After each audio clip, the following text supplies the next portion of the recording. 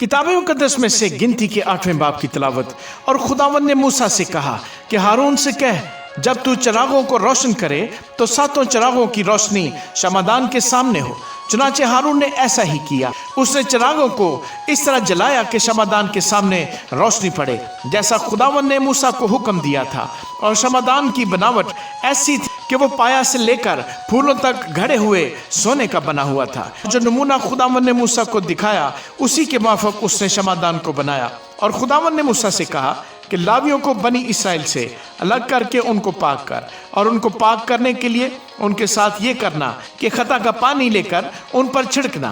फिर वो अपने सारे जिस्म पर उस तरफ रोएं और अपने कपड़े धोएं और अपने को साफ करें। तब वो एक बछड़ा और उसके साथ की नज़र की कुर्बानी के लिए तेल मिला हुआ मैदा लें, और तू खता की कुर्बानी के लिए एक दूसरा बछड़ा भी लेना। और तू लावियों को खैमा इज्तिमा के आगे हाजिर करना और बनी इसराइल की सारी जमात को जमा करना। फिर लावियों को खुदावंद के आगे लाना।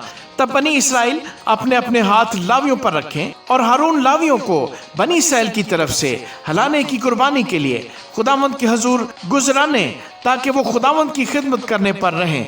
फिर लावी अपने अपने हाथ बच्चों के सरों पर रखें, और तू एक को खता की कुर्बानी और दूसरे को सौखनी कुर्बानी के लिए खुदावंद के हजूर गुजराना, ताकि लावियों के वास्ते कफारा दिया जाए। फिर तू लावियों को हारून और उसके बेटों के आगे खड़ा करना और उनको हलाने की कुर्बानी के लिए खुदावंद के हजूर गुजराना। यूं तू लावियों को बनी इसराइल से अलग करना, और लावी मेरे ही ठहरेंगे। इसके बाद लावी खैमा इज्तिमा की खिदमत के लिए अंदर आया करें। सो तू उनको पाक कर और हलाने की कुर्बानी के लिए उनको गुजरान, इसलिए कि वो सब के सब बनी इसराइल में से मुझे बिल्कुल दे दिए गए हैं, क्योंकि मैंने इन्हीं को उन सबों के बदले जो इसराइलियों में पलौठी के बच्चे हैं अपने वास्ते ले लिया है। इसलिए कि बनी इसराइल के सब पलौठे, क्या इंसान क्या हैवान, मेरे हैं। मैंने जिस दिन मुल्क मिस्र के पलौठों को मारा, उसी दिन उनको अपने लिए मुकद्दस किया, और बनी इसराइल के सब पलौठों के बदले मैंने लावियों को ले लिया है।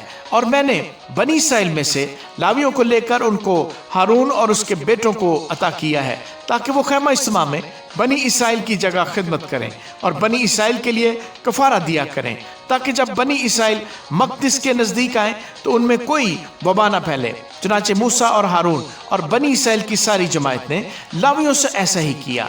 जो कुछ खुदावंद ने लावियों के बारे में मूसा को हुक्म दिया था, वैसा ही बनी इसराइल ने उनके साथ किया। और लावियों ने अपने आप को गुनाह से पाक करके अपने कपड़े धोए, और हारून ने उनको हलाने की कुर्बानी के लिए खुदावंद के हजूर गुजराना, और हारून ने उनकी तरफ से कफारा दिया ताकि वो पाक हो जाएं। इसके बाद लावी अपनी खिदमत बजा लाने को हारून और उसके बेटों के सामने खैमा इज्तिमा में जाने लगे। सो जैसा खुदावंद ने लावियों की बाबत मूसा को हुक्म दिया था, उन्होंने वैसा ही उनके साथ किया।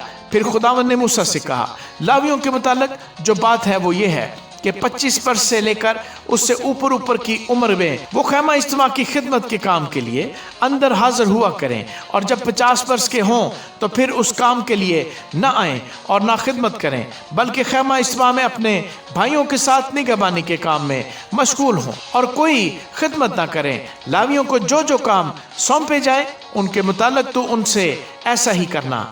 आमीन।